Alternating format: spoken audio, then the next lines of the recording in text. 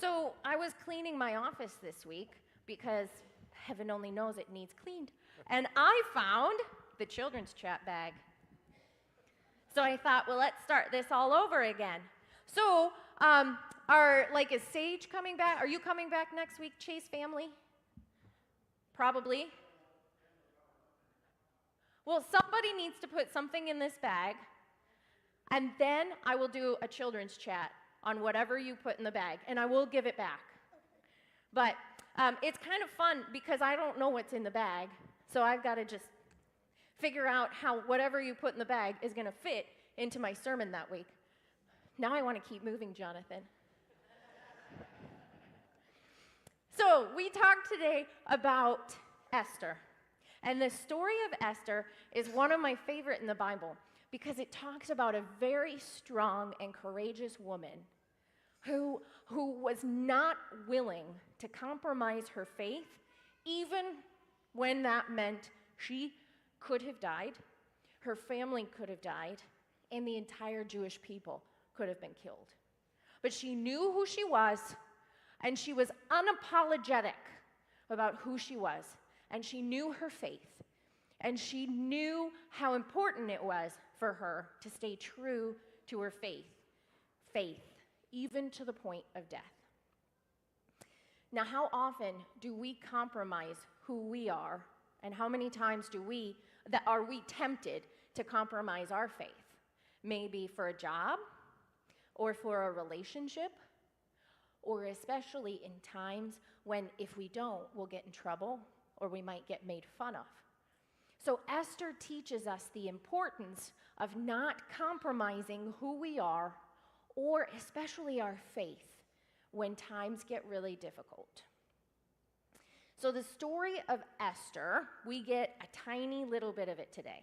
So I found a video that will will summarize the entire book, because it's a whole book in the Hebrew Scriptures. So let's watch this video that tells us a little bit more about the book of Esther. God's story. Esther. So part of God's story is about a woman named Esther, and it goes like this. Esther was adopted by her cousin Mordecai because her parents died. She and Mordecai were Jewish. Our story begins right before Esther becomes queen, and God's family gets in some serious danger. Now, even though Esther was Jewish, she lived in Persia, which was ruled by King Xerxes. One night, King Xerxes wanted to show off his wife, Queen Vashti, at a party. She said no. So he said Vashti could never see him again, and he needed a new queen. So the king invited all the single ladies in Persia to his palace for a year. He decided Esther was prettiest, and she became queen. Really? But as crazy as that sounds, it was a good choice because Esther saved his life. See, one day, Mordecai overheard two guards plotting to kill the king. So he told Esther, and Esther told Xerxes. Around the same time, another powerful man at the palace, Haman, got really mad at Mordecai. He didn't know Mordecai had saved the king's life, or that he was the queen's cousin. So he made a rule that all Jews must die. Like we said, he was really mad. And the king let Haman make this law because he had no idea that Mordecai or Esther were Jewish. Well, all the Jewish people were heartbroken. But Mordecai thought maybe Esther could save them. She was queen after all. Problem is, only a king could change laws. And anybody who even spoke to the king when he didn't want to listen could die. Including Esther. But she was willing to try. She said, "If I die, I die." Talk about brave. So Esther visited the king.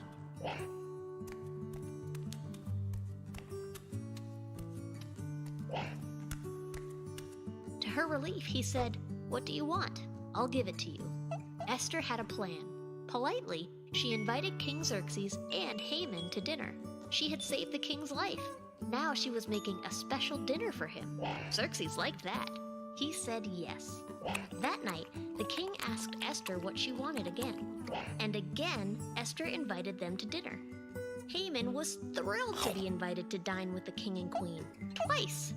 But even with this special treatment, he knew he couldn't be truly happy until Mordecai was dead. So he came up with a plan to kill him the next day. But that same day, the king realized that Mordecai had never been honored for saving him. So Xerxes asked Haman how to honor someone. Haman thought the king was going to honor him. Instead, he honored Mordecai. So Haman was already in a bad mood when he got to dinner. But his day went from bad to worse. See, Esther finally told the king that someone made a law to destroy her people. Xerxes was furious and asked, "Who dared to do such a thing?" Esther told him, it was Haman. Then, the king found out that Haman wanted to kill Mordecai too. Enraged, he ordered that Haman be killed. After that, King Xerxes told Mordecai to make a new law to save the Jewish people. They honored Mordecai and celebrated with a feast.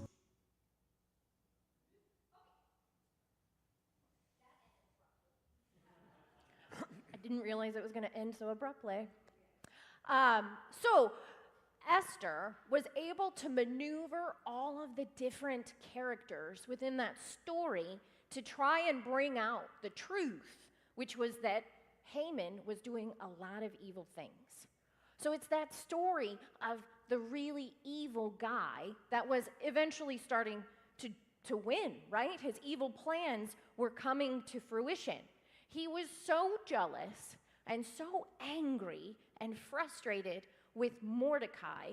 Haman not only wanted Mordecai to die, but wanted all of Mordecai's people, because Esther hadn't told the king that she too was Jewish. And so she had those dinners, and she told stories that eventually helped her to have such a relationship with the king that she could tell him that one of his closest allies, Haman, was actually plotting against Mordecai and the Jewish people. So because Esther knew who she was and knew her faith, she knew that God was going to be with her, that Esther was able to save herself, save Mordecai, her cousin, and also save the Jewish people. So every year, the Jewish people celebrate this story of Esther with a festival called Purim. So we're going to watch one more video about the festival of Purim. We are not celebrating Halloween. My name is India, and we are going to celebrate the Jewish holiday of Purim here in Israel. And because most of the population here is Jewish, Purim is a big deal here. Purim happens every year around the end of winter and beginning of spring. In Israel, if you walk down the streets just before Purim, you will see so many costume stores. One of the biggest Purim traditions is to dress up. This is because the famous Queen Esther, who helped save the Jewish people in the Purim story, had to hide the fact that she was Jewish. Today, some of the most popular costumes people wear are biblical characters like Abraham. Israelis love to go out to the streets and party in their costumes. Entire streets become filled. And do you remember that evil man named Haman? Well, there is a special way to remember his defeat.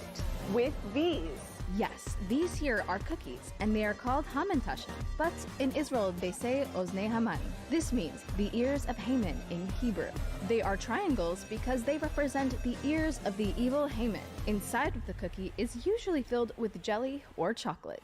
One other really important tradition of Purim is to actually read the Purim story, which can be found in the book of Esther, known as the Megillah. All right, so the Megillah is the story of Esther. Up.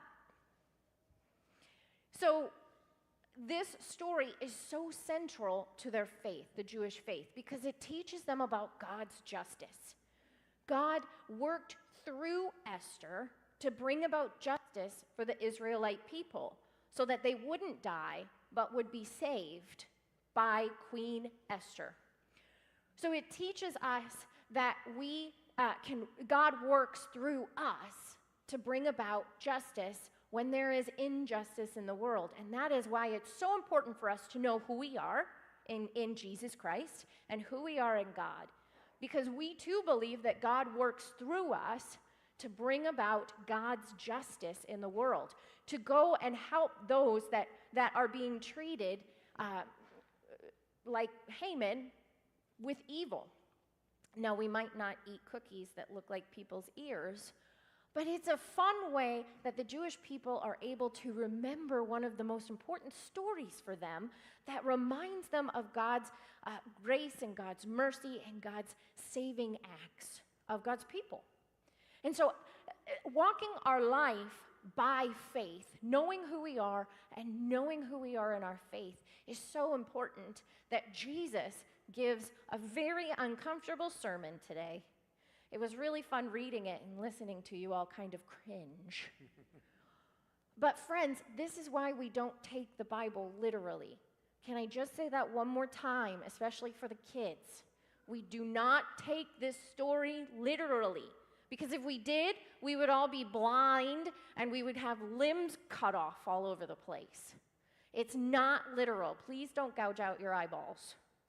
But it does show how important this story is for Jesus. He is, in my opinion, I think he's being very exaggerated to show us how important it is to not let others stumble because of our actions.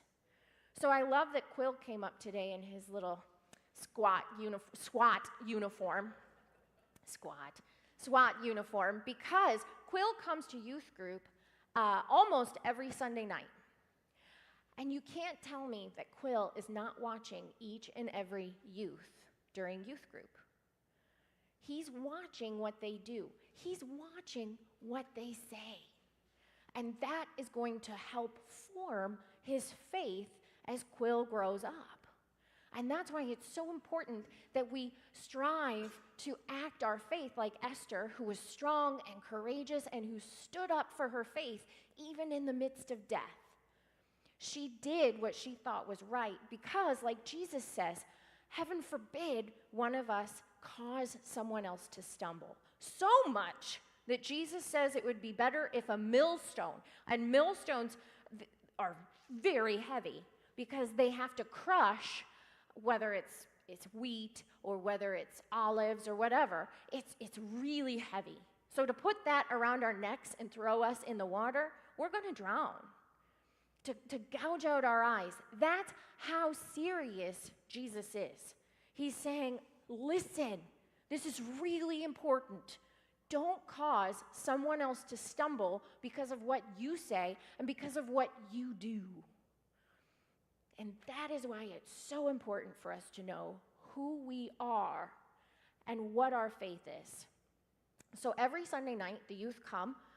Almost every Sunday night, the youth come for youth group. And we spend the first bit of our youth group in what we call small groups. So we have a middle school group and a high school group. And we come together and we watch a video or we have a presentation either by me or Addie. And then we go off into our own groups and we talk about it.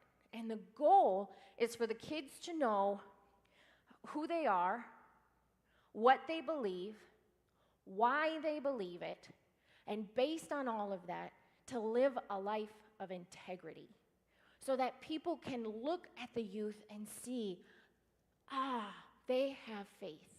Or to look at the youth and say, okay, they're trying to figure that out, right? And based on all of that, all the decisions they make, that they make decisions based on their faith and what they believe to be true. And I wish I could tell them that it gets a lot easier as we get older, but it doesn't.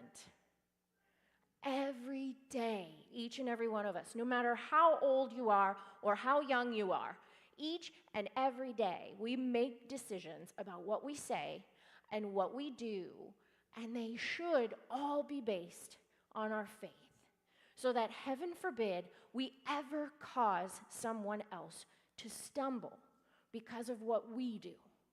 So that's why it's so important for us, like Esther, to be strong and courageous and not be willing to compromise.